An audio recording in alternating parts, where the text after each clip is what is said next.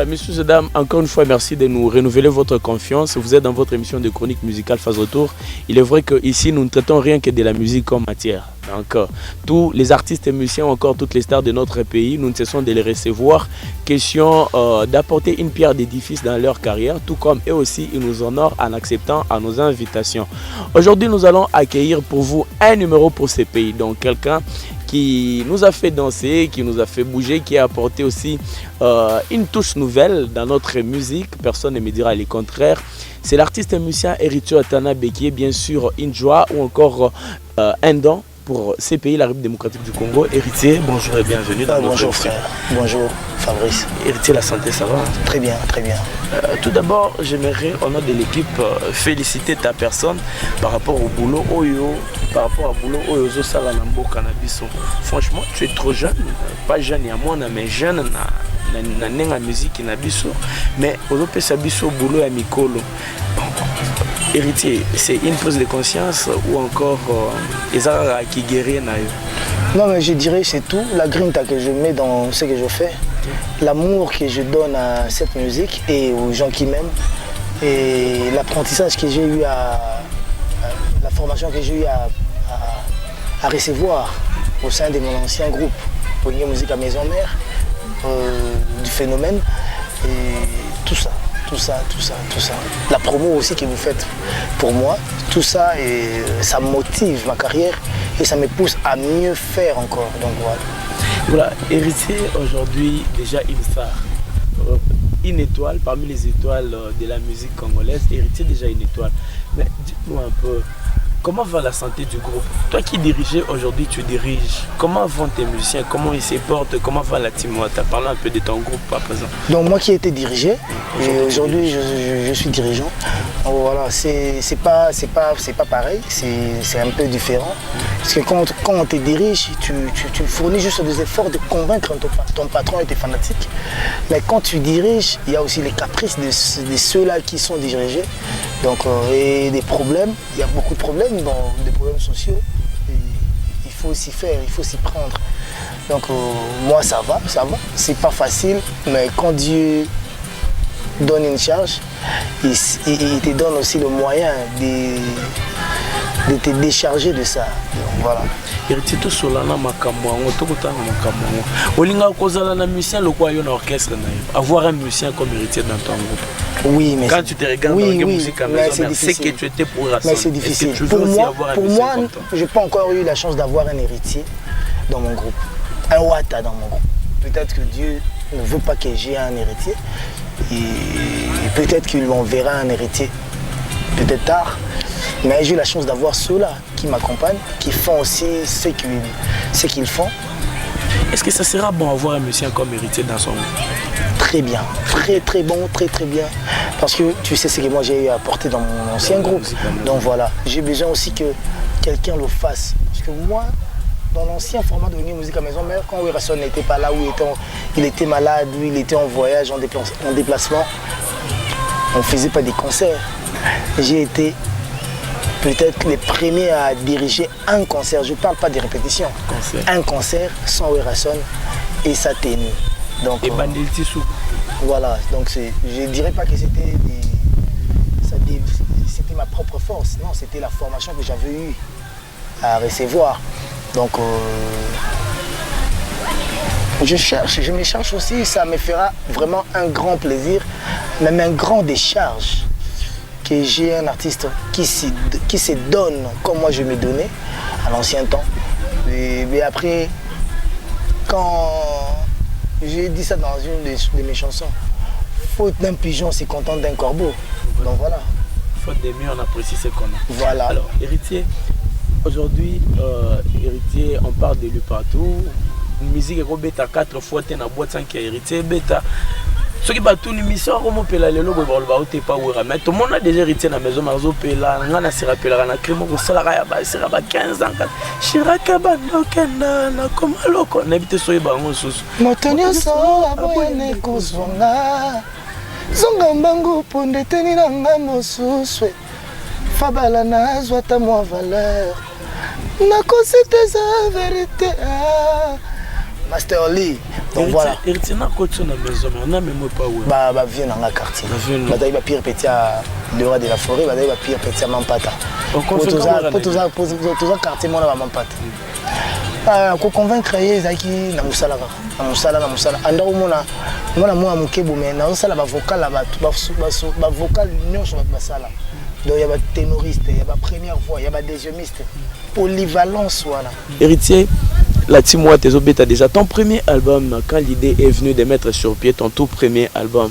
Obando Lobanini na Samutema ekobeta te parce que on a connu Héritier au sein du groupe Musique à Maison Mère, un artiste complet, bon danseur, bon chanteur. Allah tarabien avant 10 ans ba mapango na ba mitu kaza na nyonso siko défi.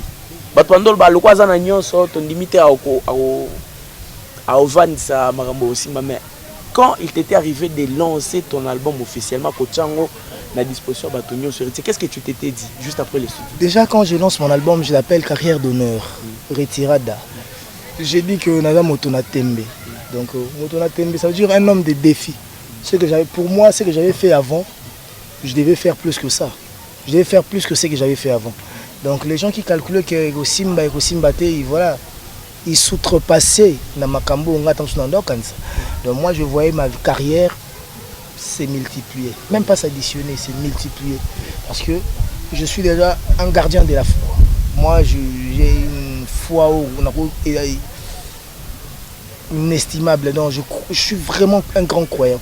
Donc quand je me lance sur un truc, je me lance à fond, je me lance complètement. Et Nebek et Simba. Parce que déjà quand tu as Dieu à tes côtés, parce que nous sommes au kilo à bien, à positif, et la seule chose qui pouvait m'aider maintenant à réussir, c'est que je calculais, c'est que je lançais, c'est que je pensais, c'est que je faisais, c'était le travail. Mon dévouement, le travail. Donc j'avais la foi, j'ai travaillé et je savais que le fruit d'un dur labeur, ils allaient à la réussite. Sans album, Héritier a petit concert à Tony Sibato. Il y a $100. Tony Sibato. Concert à Tony Sibato, on a Malaïki, Leka, Batozo Mituna. Sans album, Héritier Zobeta, Batondi. C'était quoi cette conviction? Sans album, directement concert à $100. Quel courage, conceptuel courageux. Parce que quand j'ai quitté, les gens disaient, on a dit la répétition, je voulais déjà démontrer aux gens que j'étais artiste au vrai sens du mot. Que ceux qui n'ont pas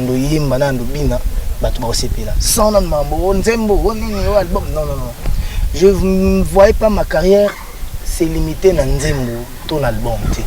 Ma carrière, avant j'étais musicien parce que j'avais ma voix. Donc, je artiste. Album n'était tout Banzembo n'était comme ça artiste. Na roye même Banzembo ba musicien mususu. Mais na roye bango tellement bien que na relaxa que je suis capable de faire quelque chose. Donc voilà. Pour que tu sois un bon chroniqueur, un bon journaliste. Je pense pas que c'est Malaïka. Non, Malaïka te propulse. Malaïka te met en valeur. Mais les gens qui apprennent un chic, na oyozana en toi, nous ça que yoza la bon chroniqueur. Voilà. Donc on a rien à voir. On a dit que ce n'est pas dit qu'on va pas CP là. On a démontré que bon, on a dit que CP c'est non sans album. Et ton album est je vais BM, DDD, tout ça là, donc voilà. Est-ce que les héritiers que l'on a musicien à orchestre et l'action de la musique à Congo? Non. Mais je suis un président ou encore le coach sur musicien. Qu'est-ce que ça t'a dit? Tout. Musicien côté lundi, mardi à Longo. Le tout. La musicien tout balongo et pas naïo. Est-ce que cause à la cause il y a départ à mon côté quand obi oh vraiment tête né ça là il a bien été on a anticipé qu'il départ naïo. So cause à la fin pour une première fois le bi colongo est tel, je suis responsable. Non, je peux pas dire ça. Je peux pas dire ça parce que nous avons besoin de tout pembe naïo. Aibi le pourquoi tché. Peut-être nous avons besoin de pembe nanga pour kabalongwa. Naïeba non pendenge za raso ba balongo na groupe. Même sous ba mettre un album te baki. Voilà pourquoi on a nga na se soucier raté. Voilà pourquoi déranger à tort que ça bango pour babaki ça moins plus dans l'album mezoya mais ce que babaki cité baki nazo bango babaki ça un plus dans l'album mezoya te nazo ki bango parce que bazali na besoin aux ananga mais sous basenga kaka ba poto mususu voilà nanga ina apporter bango quelque chose na nini enga la lingaki na travailler na batu tu sais quand tu travailles des fois tout le monde travaille na batu qui bonde ko kaka comme tu es banni muto comme tu es banni déjà et que alinga zananga nazomona ndenge ya koboyela ete voilà mais après l'homme propose Dieu dispose l'homme total libre ça je me dis si moi j'ai quitté maison mère pourquoi pas muta quitter la Timwata voilà et en plus oh la Timwata saleli batu na maison mère selanga na la Timwata na saleli on mututé donc ceux qui nga na longwa maison mère pourquoi pas muta longwa boshenga donc na yebi au fil du temps na rosela la batu peut-être terminé seul Dieu sait où il nous amène. Héritier musique congolaise tous ont le quoi complet scolaire le quoi école vous préférez aux anani préfet élève papa maître chargé des disciples et nazara jomo bazara na école utambola tambola zo mona ba na école nde bazotanga misu voilà na monaka na monaka au moins école toi la belle toi la préfet jomo ko ya mata likola mira école te autant ka batli bana école attends voilà donc je me positionne pas je reste artiste moi je na lingarate ko se positionner pour son abi naza élève autant jomo le na télé ya za préfet son abi na professeur jomo le ki le binanga à la directeur des études donc voilà mais nazara jomo za na rate école bato balinganga nde bako basoki nga na sentinelle si je suis une sentinelle si je suis un professeur si je suis un élève ou si je suis un nani na évité mais je vois pour moi que la musique c'est une famille et mon musique à maman na biso nous on est ses enfants donc bana liboso bazara bana mibale bazara bana suka bazara donc toute une panoplie des enfants. Quand Héritier s'exprime, on sent qu'on est en face d'un intellectuel. Oui, parce que j'ai eu la chance d'aller à l'école. Ok. On se dit que c'est un monsieur qui a fait des très bonnes études, avec une bonne éducation, un monsieur instruit, à mesure de gérer une masse de personnes. Mais si Lelo, la musique à Congo, et comment Héritier on raté, jeune nana pena socheka amrumba mo attaqué. Héritier banga raté, misuku na maison mère baganga, jeune nana za impoli, jeune nana za boité les mela rabat. Héritier, elo est commissaire yo boy, outande chez Bino boy, to musique nous te commisso que ce qui nous toi tcheba la mo répondre. Musique change à battu. Je sais pas aussi, mais deux fois, moi je suis dans un milieu de fauves, de félins. Des carnivores, des animaux féroces, des carnassiers. Quand t'as pas des griffes, quand t'as pas des dents et des bons griffes, tu t'es fait dévorer. Comprends qui pourra. Je comprends, mais la musique a fait ce qu'héritier. Non, je suis dans un milieu des animaux féroces, de félins, des carnivores, des carnassiers. Quand tu n'as pas de griffes, quand tu n'as pas de dents, tu t'es fait dévorer. Ce qui dépasse. Comprends qui pourra. Donc voilà. Oui, sikoyo, vous avez le shit. Il y a un beau, la petite t-shirt, no jean basketball. Bah, l'ongoloka, vous comme journaliste na ben. Comment un journaliste na ben? Comment un journaliste na routure? Vous avez position dans l'angle. Et ah bah barabatu. N'était pas comprendre. Mbamo comme pem de kenge, n'engue hein? Comme isso, n'engue tambula, n'engue tambula, n'était. N'était pas comprendre. Voilà. Si c'était à refaire, babandela mouki. On va peut-être n'avoir un homme doux, mais d'un côté moi, ceux qui osent exprimer bakubando, beto bambata, osent exprimer bando rabaisser, au vivre dans une bon. Il faut aussi adapter, n'est-ce pas? À la gauche, sinon tu es une de communauté là-bas. Voilà, dans ce sens-là. Héritier le long Congo si c'était à refaire. Au côté orchestre. Maison mère. Ka maison mère. Aux ongles la maison mère. Mais avec tout ce qui s'est dit entre vous et l'ongé musique à maison mère aujourd'hui, la team Wata et son ancien orchestre, ça ne marche pas des mèches. Est-ce que déjà on a ngai na ligi na télé, tout muta la team Wata, au hasard engagé na team Wata ligi na télé, à attaquer maison mère. On n'a jamais fait ça. Olivier, on subit. Bon Olivier le orchestre na bango. C'est un frère au Tozaki naï. Si vous avez un moussalati, alors les langues que non, on a besoin de bosser ensemble. Mouton, on a besoin de ndeko, on a besoin de masse, on a besoin de jeune frère. Et la repris, mais les moussalati. Qu'est-ce que tu te dis par rapport à Papa Noyo Oyoti? Non, je me dis rien à Longwagi déjà. Tant nation na kiko zomuta na kati ya beta autre c'est un problème. Mais ngam taiko bisanga ke ngana longwe na nga déjà kuna naza na boulot ça té je le prends. De même peu ceux qui muta longwe chenga kene akene kutani. Voilà. Bando longwa maison. Tant na ozo Olivier na ozo Olivier pour la maison mère, na ozo Olivier pour la relation to na Olivier. Et na ozo Olivier te pour na ça c'est guerre na maison mère. Tu na sinde a manquer ba respect na maison mère non. Na ozo Olivier pour la lingi azala bien. Ndokendeni ba Olympia wana mwana maya kida poto kala zongeli sumikili ndeto ke ba state ba Canada. Mais ça c'est une aide hein, si on doit être franc. Imagine Olivier en orchestre na ça même pas un mois kida poto. Tout le monde refusait. Ça c'est une Kinshasa na presse ba yeka po ke poto okima. Ndokendani azonga. Donc voilà. Ce qui est na magi poto na magi poto pour prouver na. Pour na repe otika ngai. Azai kuna programme na biso ta. Na côté na programme pour la sécurité na zo ko na ndeko. Mais héritier, aujourd'hui, on te voit trop aux côtés des JB qu'aux côtés des Wera avec qui tu as passé presque la moitié de ta vie. C'est quoi le problème? Tu veux prouver à Wera qu'il me fallait être avec JB ou encore au Bandolo, la JB dans la musique pour les longs anniversaire nous. Attention, JB Zaza, la bengue 4 maman, on a podium héritier. Makambo Buena, bo héritier, attention, la musique 3h, JB bengue, maman héritier qui écoute un JB. N'a pas vidéo sur internet, c'est JB héritier ou rien. Donc c'est une relation que tu as enviée, mais Wera t'es bloqué ou encore tu as découvert une chose nouvelle aux côtés de JB. J'en vis difficilement, premièrement. Ok. Et deuxièmement, je sais avec qui marcher. Moni vient à Bissouana, prêtre wana, donc grand prêtre wana. El Salvatore de la Patria, c'est un homme déjà très humble. Elle a très humble, humilité et zana t'as pas idée. Deuxièmement, c'est quelqu'un, pour Azanayo, il te montre que Azana a besoin d'Azana bien. Il t'aime, il t'aide, il te soutient. Qui est demandé de plus? La chose que peut-être autre part n'a pas été. Muto azo soit lingio. Oboya au profit à muto yo. Tozo linga bozara bien encore. Non. Papa chéri s'est donné une doctrine et pardon. Papa chéri s'est donné une devise d'aider tous les jeunes qui veulent émerger dans le bon sens, dans le respect et dans l'amour du travail. Et moi, héritier, je l'éclame tout haut que j'aime papa chéri, je soutiens papa chéri, puissance parce que premièrement, mon kondiaba wenge, deuxièmement, viens à prêtre mazabien.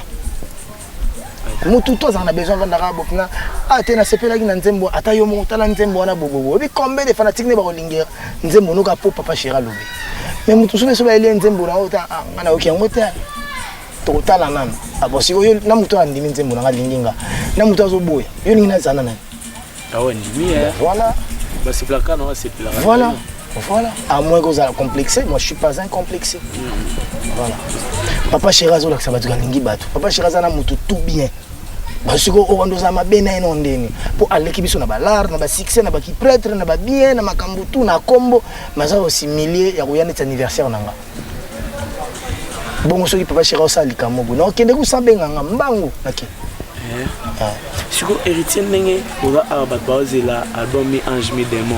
La majorité veulent un peu savoir pourquoi Mi Ange, pourquoi Mi Démon. Je sais que ça fait mal lorsqu'on revient sur une même question, mais comprends aussi qu'il y a une catégorie à battre. Toi, on a le Bumbashi, Missous peut-être Wazwata, il y a Rolando, on a Biwan, on a chaîne Missous. Alors tu peux souffrir, on a que ça va bien pas sur une question deux fois, trois fois, mais tu peux nous aider quand même. Non mais voilà, quand c'est posé par des différentes personnes, ça dérange pas. Mi Ange Mi Démon, on est humain. Okay. On a nos côtés mauvais et nos côtés bons. Et moi, je suis un vrai humain. Donc, si tu es un héritier, tu dois t'attendre à ce que là, à la table sur la sili qui n'est pas un bref, surtout Qatar. La sili qui peut être la sépélité. Mais le but est de la sili qui est la sépélité, on a un zamout mabe. Non, j'ai aussi les côtés où on est bien, on va la sépélité. Donc, on a un développé en aussi qu'on album. Donc le mauvais côté artistique d'héritier et le bon côté artistique d'héritier. Attends la faille na la qualité nanga. Mais je me demande ndenga manzaka te, na ndenga qui artiste. Moi je suis artiste, je parle que d'art. Ah OK. Donc là art. Le reste moi je m'en tape. Moi c'est l'art. Donc Mi Ange Mi Démon c'est moi. Je suis mi-argile, mi-argent. Donc, pour comprendre que je suis mi-ange, mi-démon, nazali, mi-bon, mi-mauvais. Parce que On est comme des gémeaux. Hein? Tous les habitants sont à biface. Yamo mabe yamo mabe attends toujours finga toujours mabe to kanisa mabe yamo bola moye atina kaba na loba bien na répondre bien na sunga na zala bien na baninga tu se comprendre ah bon donc yango na on développer mais va toi comprendre que héritier qui mélange mi de moi zolo beza qui ya o meki ba moi répondre au sali bwemba moi yeli ba toi kanisa bon peut bien ba toi kanisa la rayo ta ba kanisa ça veut dire que oza c'est bien. Effectivement, bazo exemple moko na maison mère ba brigadier ba meko la kisa bango ki awata. Je n'axime tu na awata na sema bien. Ya. Je n'axime tu na awata na sema bien. Pour mutonga ngana fito finga ka gouverneur siko. Alors l'acception ka gouverneur. Toi ko finga président Fachi Beton siko. Alors l'acception que yende béton. Bon président Fachi a moi 2 mois humble. Yé ala mutu te ko che ya chete. Ya sa mam tu na malemba azong sa batu batu na malemba. Donc je profite aussi pour dire bonjour à président Nazem. Okay. Donc, président Nazem. Donc na Yemoro le directeur général Adam Chalwe. Voilà, mon frère et ami dedans. Et pourquoi pas l'honorable Melos Mounene. Donc voilà. Banano Memba aussi. Honorable Nano Memba wana bayanga Papi Séoul, l'honorable Papi Séoul. Na bosani ete wana Machia Moumeno. Donc voilà, on a parlé. Héritier tant ozaki na wera trop de watanabe, trop de bondongo, mais a olongwe kabe ebimi. Chabwa les a ebando régner pe na maison mère. Tout à terre, tu comme la bataille. Moi je suis pas un tribalo, donc je suis pas un tribaliste. J'ai pas un esprit. Non, j'ai pas un esprit tribal. Le nom que je porte sur mon identité, c'est pas les noms que j'ai étudiés avec. Toi maintenant c'est un passeport, donc je joue c'est un passeport. J'ai ma période où j'étais mineur. Ma période pour la mineur à bêta musique à voyager dans le groupe c'était tellement compliqué. Et toi bah c'est un passeport, bah mon toi c'est un passeport à Tchana faute de naissance, à Tchana combo ya benga kaka à Tché combo. Et les noms qu'il m'a donné c'est les noms de mes frères. Donc ton à Ocha, et on a ça là.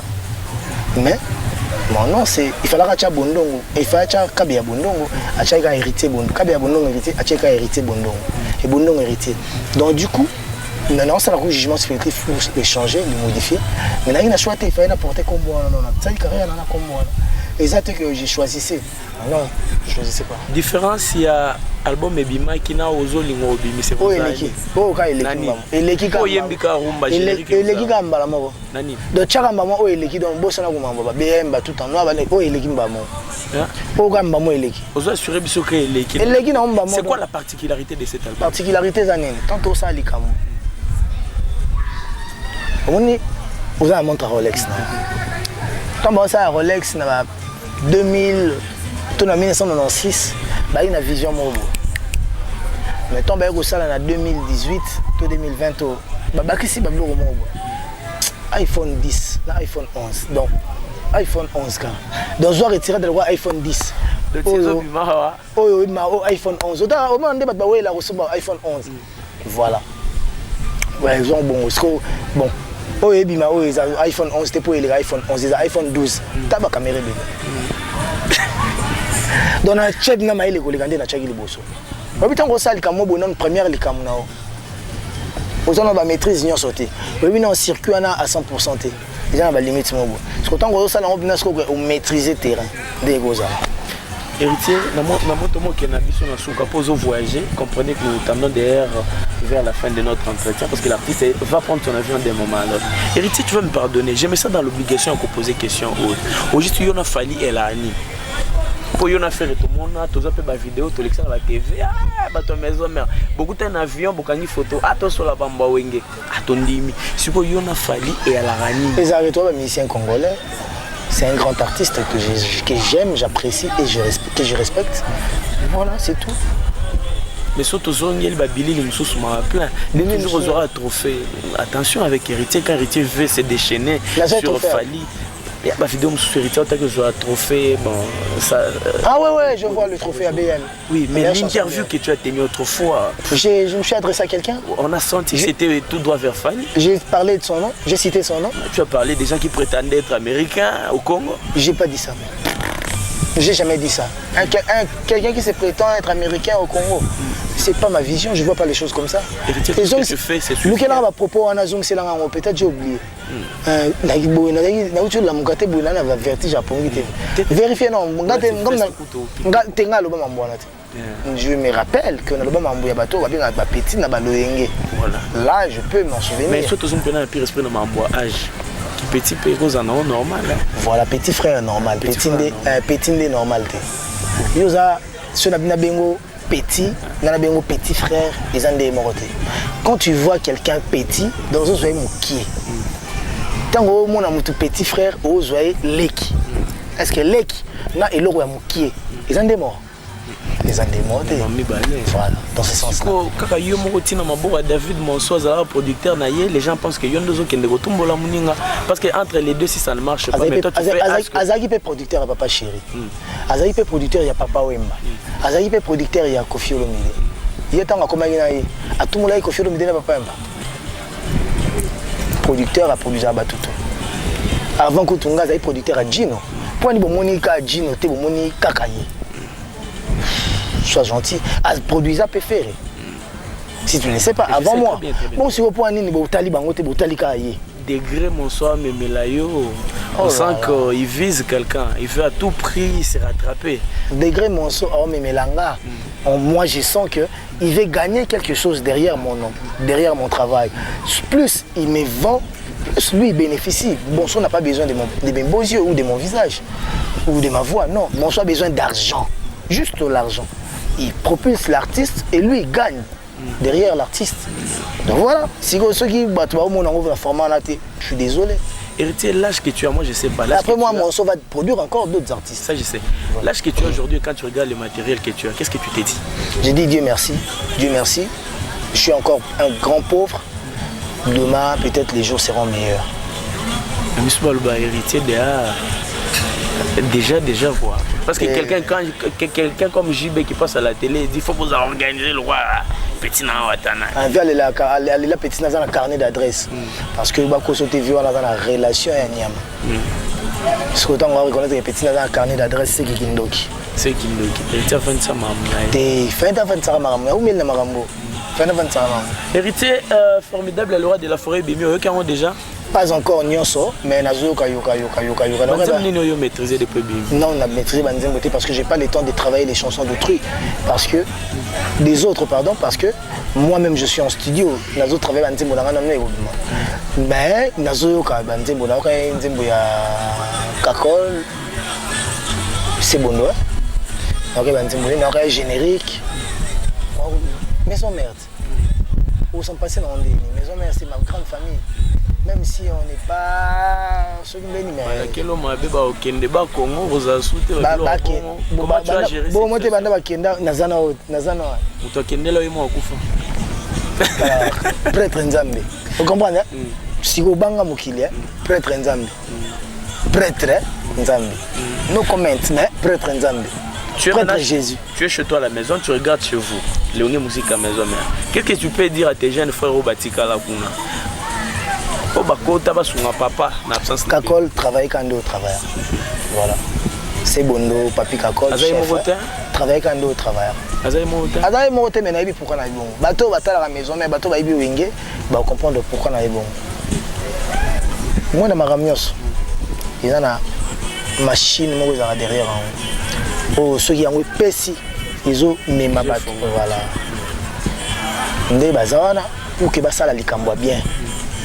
Na yébité sur le ça comme bien bas sont passés na Kakol bas ça comme bien non je dis pas que yende cerveau moteur non prêtre ezara yemo le roi de la forêt mais na ba artiste pour autant ils sont ba artiste pour na kokolo bela jamais carrière à le roi de la forêt na banande ni nyonso ya danger ça na vanga na zala donc tout est à part pour les prêtres mais surtout juba yaya ba frère ba master ba grand prêtre au monde que Kakol. Même si des fois tu as la colère, mais Kakol, tu as secret à l'icam. Kakol a un secret à l'icam. Na bat bazakuna, ou bat bazakuna, ou bayebi secret à l'icam bazati. Mais comme tu as un secret à l'icam, après ça kango, bandi kuna so bazana. Ba faire ba ke ba na mai mususu bazawana. Ba kota na ba polémique te ya koya, yuko ndo fingi héritier. ils vont aller au fin tel du moment où obinga na yoka soni na finga mutu to vanda te to solola te to yemba te ensemble te kutana te poko yego yemba na sima o bando sala vocal nga na yemba ka vocal noté yo na concert na bino momba o yemba ka biloko na ngame o leki wando finga. On croyait aussi que musique a bon ya koloba mabe sur batu ça danger mais lelo ba bon sens ba bonne ba moralité bien je senga biso biloko ba pamba nezala te bana mai ba travail pour baza na grand mouvement est un miroir monene ya Kinshasa ya Congo ya Afrique OK ceux qui ba tché sérieux tant que ba les capé biso je leur souhaite même ça que ba les kabiso ba ça la plus que biso parce que même Jésus a okende alors bah que bato ba oya sima nga ba osala ko lekanga yemo mwana nzambe bon pourquoi pas nga ba sala ko lekabiso mais dans le bon sens dans le respect dans l'amour de l'autre ba faire ba kenda bien ça l'alerte générale biloko bima kuna oui que toi aussi ça tenga na raté fort ah bon c'est bon héritier to comme la personne asuka ba faire atika empreinte moko faire la grand chanteur en Mboka Congo obi bena okanga na seul chanteur na Congo na signa ko mbana na ye nzembo mobimba ke ba yo kabiso ensemble et si m'appelle ripe ça biso lo wana na biso so mission l'équipe to tira ke boete oya ni Lubumbashi ah ouais rozonga pe na moi elo ni bitoyo bito yo landa yo ah voilà merci et à moi Versas tant on retourner clip et au son na ngo biso te bi rozala ya invité mais le rôle les a kabé les gars qui a tout peut s'attendre moi logo pour l'émission na biso phase retour merci l'émission phase retour les cara chaque dimanche 21h je suis flatté voilà c'est pour une première fois dans l'émission ba fait ça en cadeau bon bakatange ku ya lobela te bonne manière ndinga mokete parce que héritier to comme l'action na souka na pesi mote na Adam tu le mondage voilà le respect à Nikabe di Mike Makema merci pour tout Son Excellence Monsieur l'ambassadeur international de la paix pour la jeunesse Héritier Watanabe.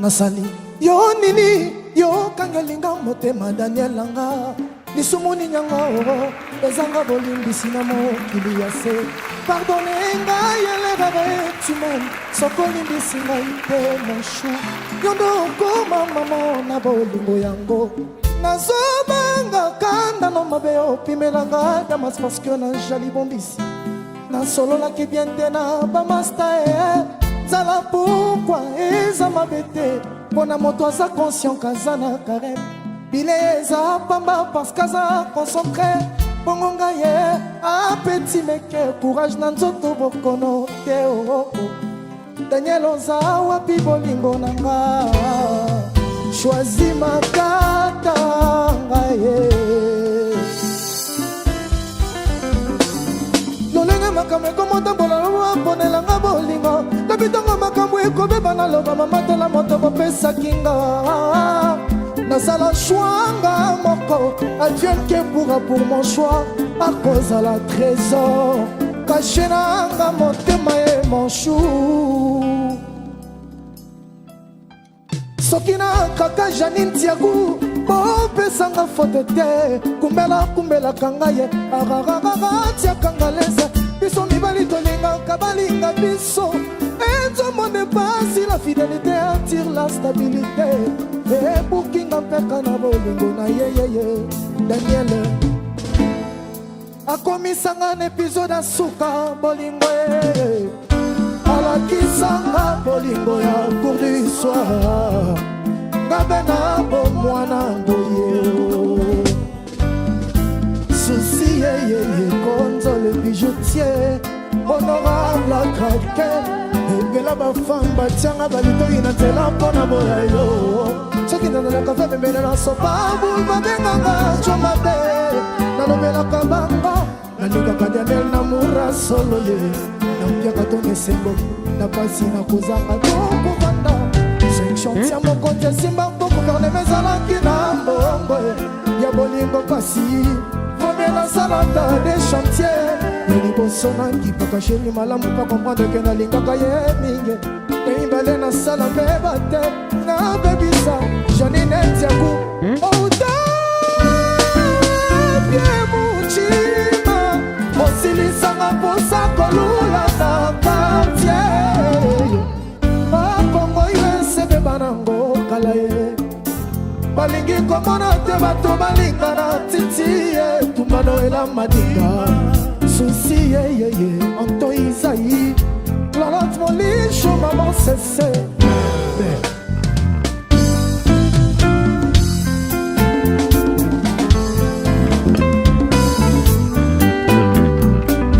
Mes respects vont tout droit à messieurs Alafé Wakili et madame Naomi. Merci pour l'opportunité. Madame Elali Monceau, je vous salue. Le diamant noir. Mon petit papa David Monceau, les gars. Son Excellence, le ministre d'État, Ahmed Bakayoko, je vous salue.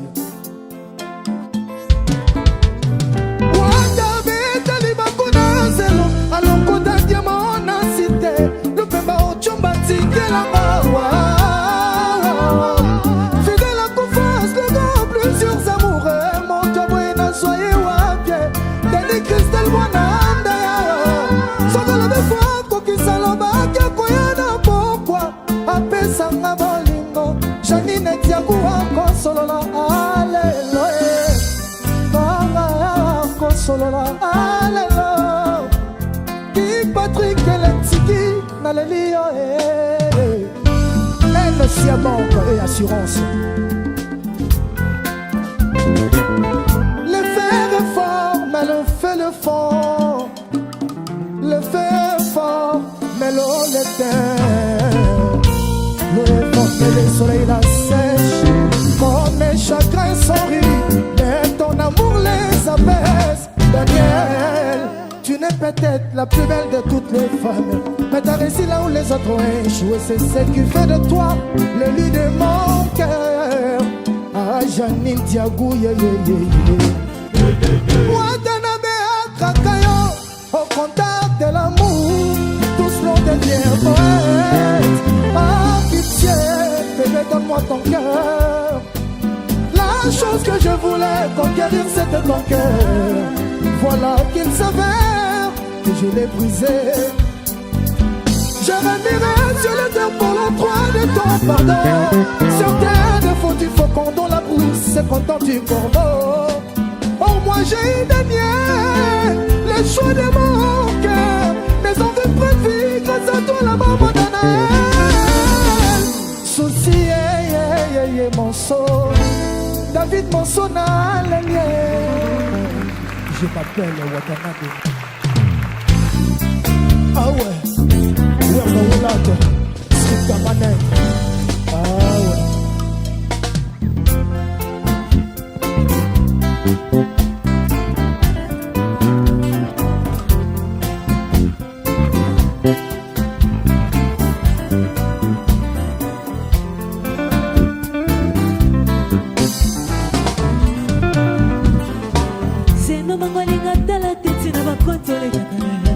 Bambote misusu na bulaka ba connaissance Nzokane ba sidane apesi singa mbote na différente madame. Moto zakaka moto a kokoma nzambete.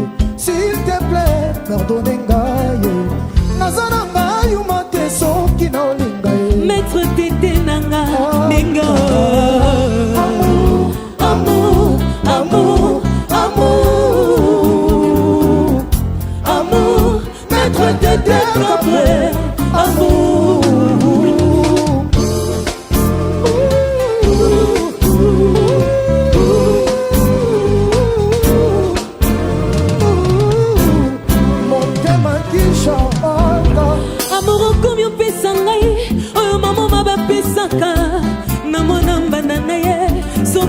Souffrance leki motema esedaka facile bomina leli pa na facilité ke soso na difficulté tete na ngai motema ezebende te eza mosunyi ezokaka mpe ponza ata prede soki balingi baboma ye batekelaka ye to alobatane fiske mo na motombo na pipa mobola ya bolinga mokola liwa na ngai otikelinga tante sala zamba ena kokanja na kema ya monde ya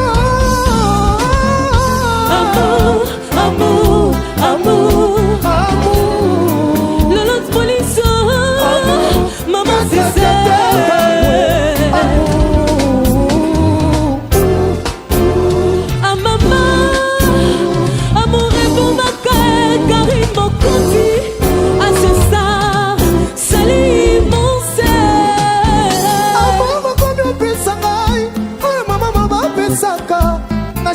shikaya na ye soki mpe souffrance eleki motema esedaka facile komena leali mpona facilité ke soso na difficulté siakatiene